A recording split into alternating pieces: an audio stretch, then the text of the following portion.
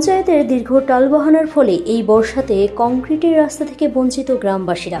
নন্দীগ্রাম বিধানসভার বয়াল 2 গ্রাম পঞ্চায়েতের দ্বিতীয় খণ্ড জালপাই একটি রাস্তা প্রায় 7 মাস আগে টেন্ডার হয়ে ঠিকাদার সংস্থার পক্ষ থেকেই পাথর এবং বালি ফেলানো হয়ে গিয়েছে।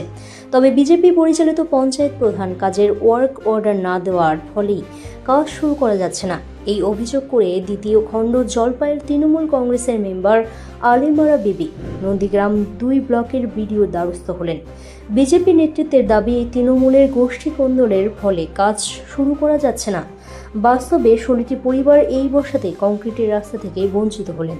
প্রধানের কাছে গেলে বলে হ্যাঁ আমি দেখতেছি, হবে, সময় আছে। আর গ্রামবাসী সব আমার কাছে আসতেছে, তোমাদের কাছে হ্যাঁ নিয়ে আসলে কি করবে কে আমার, এরকম করে বলতেছে আমাকে।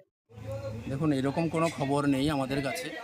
তবে আমরা এই খবরের সত্যতা আজও পর্যন্ত খুঁজে পাইনি, বা এরকম কোনো ঘটনা বয়াল 2 নম্বর অঞ্চলে হয়নি। হয়তো নিজেদের কোনো উন্নয়নের কাজ করতে গিয়ে নিজেদের এলাকা থেকে হয়তো কোথাও বাধা বিপত্তি পেয়েছে, সেই বাধা বিপত্তি কাটিয়ে কাজটা কমপ্লিট করতে পারছে না, সেটা আলাদা বিষয়। কিন্তু প্রশাসনিকভাবে কোনো কিছু ওয়ার্ক অর্ডার দেয়নি বা কাজ করতে দেয়নি, এরকম কোনো খবর আমাদের কাছে নেই।